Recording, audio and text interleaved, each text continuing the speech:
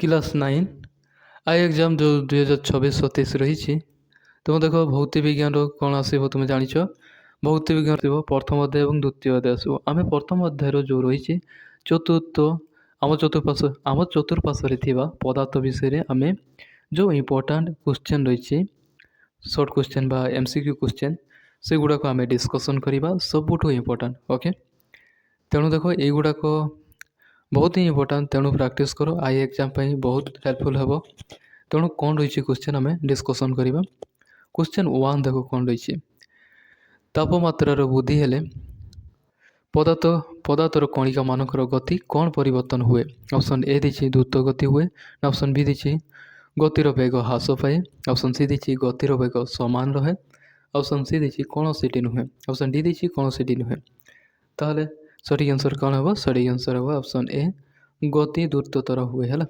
Option A हम सठिक answer.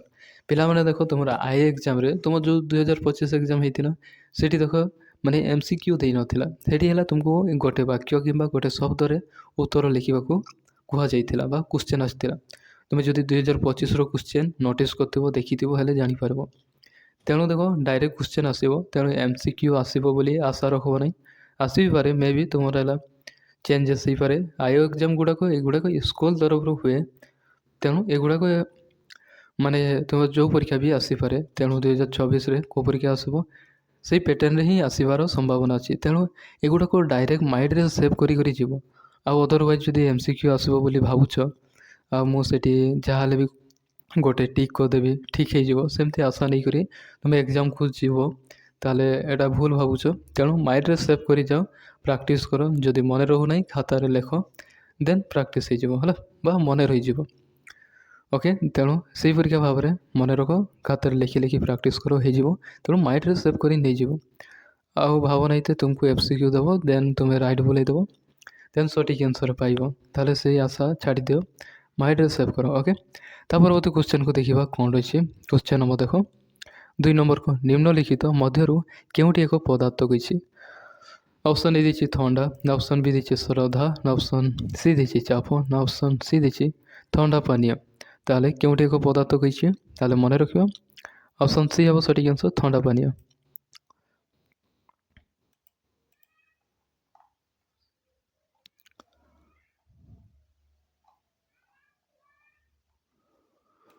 Question number आम 3 को देखा 3 नंबर क्वेश्चन को देखा 373 केल्विन इक्वाल टू डैश केते डिग्री सेल्सियस। ताले 373 को डिग्री रे फोकस कले केते डिग्री हे बोला। ऑप्शन ए दी 100 डिग्री ना, ऑप्शन बी दी 0 डिग्री, ऑप्शन सी दी 50 डिग्री, ऑप्शन डी दी माइनस केते 100 डिग्री।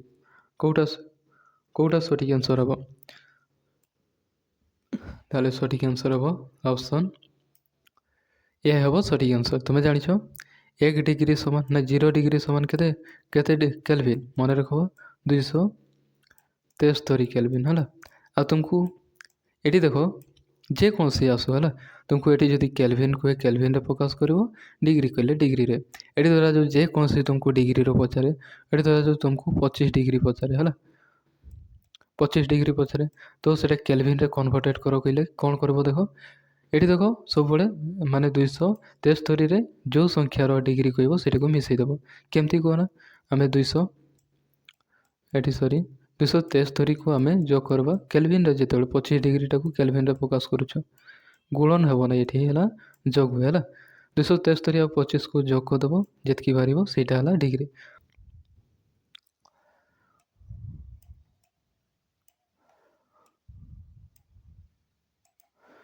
क्वेश्चन नंबर 4 को देखा कौन रही क्यों पदार्थ गुड़िक कणिका गुड़िक मध्य खूब कम फांका स्थान थाए।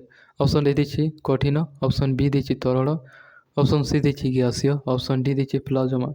ताले सठिक आंसर हम ऑप्शन ए कठिन पदार्थ है यहाँ कम फांका स्थान थाए। क्वेश्चन नंबर आम 5 को देखा क्यों वस्तुर एक आयतन वस्तु को वस्तुतर कौन कहुए। ऑप्शन ए दी ओजन, ऑप्शन बी दी सांद्रता, ऑप्शन सी दी ऑप्शन ए दी ओजन, ऑप्शन बी दी आयतन, ऑप्शन सी दी सांद्रता, ऑप्शन डी दी परबल।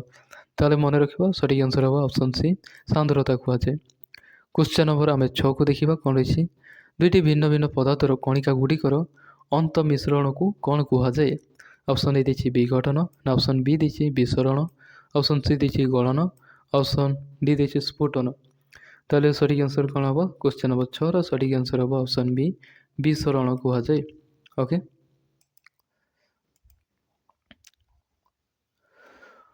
हाँ पिलामाने देख नेक्स्ट क्वेश्चन को जीवा पूर्व जो मैंने देख बीएससी ओडिशा क्लास 8 ରୁ 10 को सब्सक्राइब करिन एबे वर्तमान सब्सक्राइब कर या द्वारा देख जहाँ भी इंपोर्टाट वीडियो अपलोड हो तुम सर्वप्रथम पाइबा सहित तुमको बहुत ही एग्जाम बहुत ही हेल्पफुल हे तेणु सब्सक्राइब कर जॉइन कर ओके परवर्ती क्वेश्चन देखा कौन रही क्वेश्चन हम देख 7 को देखा कौन रही इंपोर्टाट बरफर गलनांक केते माने गलनांक जानिछ स्फोटनांक आ गलनांक गलनांक कहले जोटा कि कठिन पदार्थर तरल हवा को गलनांक कहुए स्फोटनांक कहले जो कठिन पदार्थ तरल पदार्थर ग्यास हवाटा को स्फोटनांक कहुए क्लियर एबे देखो बरफर गलनांक माने जो बरफटा रही कठिन अवस्था थाए सेटा माने जल परिणत होगापी केते डिग्री बा केते केल्विन माने आमे उत्ताप देवा उत्ताप देले सेटा माने जल परिणत हम option A the 0 kelvin option B दी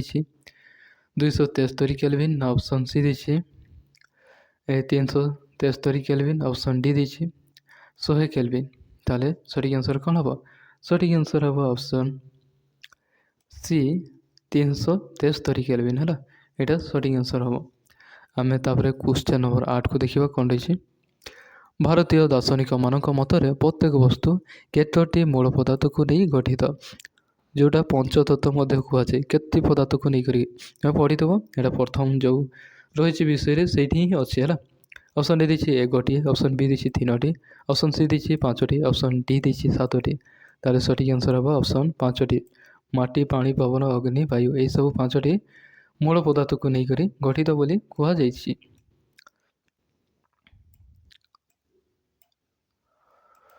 तो परवर्ती क्वेश्चन देखो क्वेश्चन नंबर 9 को देखा कौन रही कार ऑटो रिक्शा आदि जान रे क्यों गैस को ईंधन रूपे व्यवहार करा जायछि?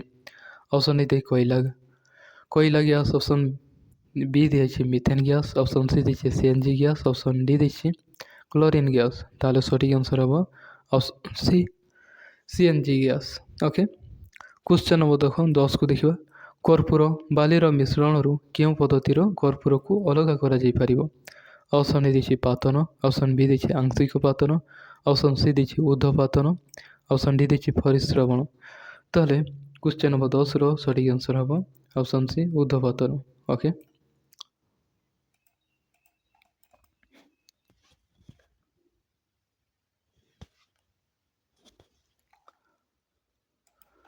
हमें देखो तापर क्वेश्चन नंबर 11 को देखा शुष्क बरफ रु क्यों प्रस्तुति करा जाए? ऑप्शन ए दी जल ऑप्शन बी दी अंगारकाम्ल ऑप्शन सी दी एमोनिया ऑप्शन डी दी मिथेन ताले सठिक आंसर हम ऑप्शन बी अंगारकाम्ल है। क्वेश्चन नंबर देखो 12 रे कौन रही नख पालिश छड़ाई कौन व्यवहार करा जाए? जो तुम्हें नख पालिश व्यवहार माने झील पिला माने नख पालिश व्यवहार करती छड़ाई कौन व्यवहार करा जाए? ऑप्शन ए दी जल ना ऑप्शन बी दी एसीटन ऑप्शन सी दी किरोसिन ना ऑप्शन डी पेट्रोल ताले सठिक आंसर कौन हम? यहाँ तो जानीपु ऑप्शन बी हम सठिक आंसर एसीटन है। क्वेश्चन नंबर देखो 13 को देखा तारा मानक पदार्थ गुड़िक क्यों भौतिक अवस्था था जो आकाश रे तारा देखुच से कौ अवस्था था? ऑप्शन ए दी कठिन ना ऑप्शन बी तरल ना ऑप्शन सी ग्यासीय ना ऑप्शन डी प्लाज्मा ताले सठिक आंसर हम ऑप्शन डी प्लाज्मा अवस्था था।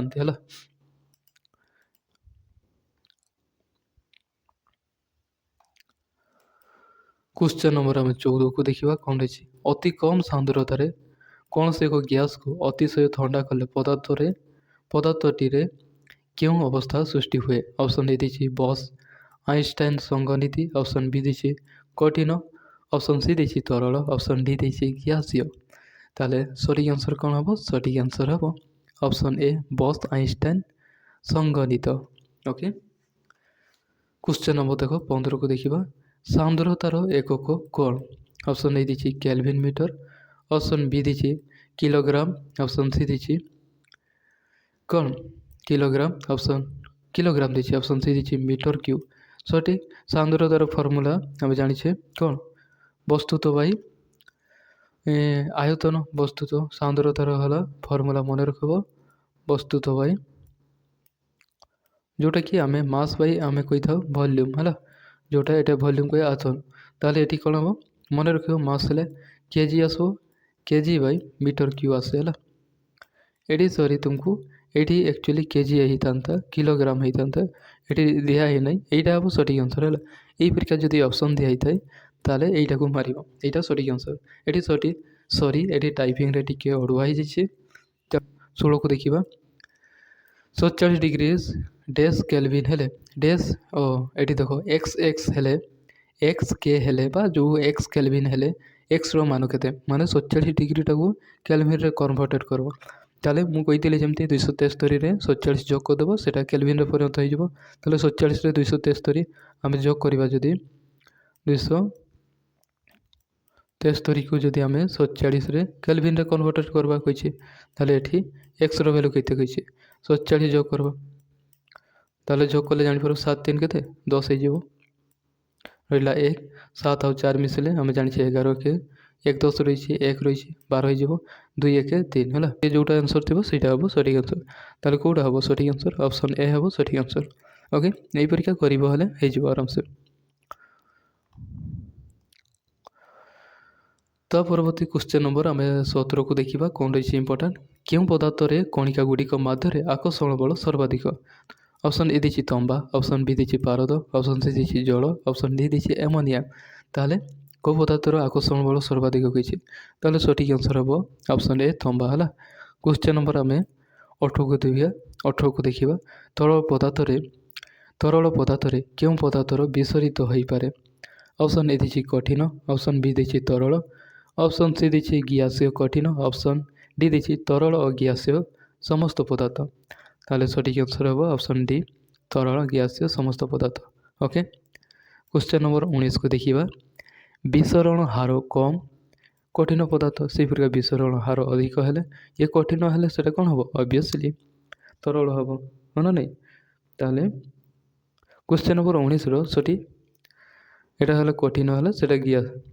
ଦେଖ ବିଶୋରଣ ହାର କମ୍ ହେଲେ କଠିନ ପଦାର୍ଥ, ସେହିପରିକା ବିଶୋରଣ ହାର ଅଧିକ ହେଲେ ମନେ ରଖିବ ସେଇଟା ଗୋଟେ ଗ୍ୟାସୀୟ ପଦାର୍ଥ ହେବ। ଅପସନ୍ ଏ ହେବ ତାହେଲେ ସଠିକ୍ ଆନ୍ସର୍। 20 ନମ୍ବରକୁ ଦେଖିବା। କ'ଣ ରହିଛି?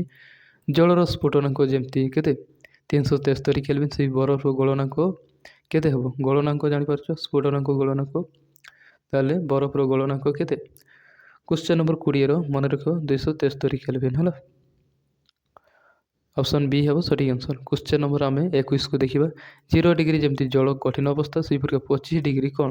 ଅପସନ୍ ଏ ଦେଇଛି ଗ୍ୟାସୀୟ ଅବସ୍ଥା, ଅପସନ୍ ବି ଦେଇଛି ପ୍ଲାଜମା ଅବସ୍ଥା, ଅପସନ୍ ସି ଦେଇଛି ଜଳର ତରଳ ଅବସ୍ଥା, ଅପସନ୍ ଡି ଦେଇଛି ବସ୍ ଆଇନଷ୍ଟାଇନ୍ ସଂଘନିତ ଅବସ୍ଥା। ତାହେଲେ ସଠିକ୍ ଆନ୍ସର୍ କ'ଣ ହେବ? ସଠିକ୍ ଆନ୍ସର୍ ହେବ ଅପସନ୍ ସି ଜଳ, ଯେଉଁଟାକି ତରଳ ଅବସ୍ଥା ହେବ। 25 ଡିଗ୍ରୀ ହେଲା, ଜଳଟା ତରଳ ଅବସ୍ଥାରେ ହେବ। ଜଳର ତରଳ ଅବସ୍ଥା 25 ଡିଗ୍ରୀ ଥିଲେ ଜଳଟା ତରଳ ଅବସ୍ଥାରେ ଥିବ ନା ନାହିଁ? ଓକେ, ଏ ଥିଲା ଦେଖ ସବୁଠୁ ଇମ୍ପୋର୍ଟାଣ୍ଟ ଏବଂ ସବୁଠୁ ସିଲେକ୍ଟିଭ୍।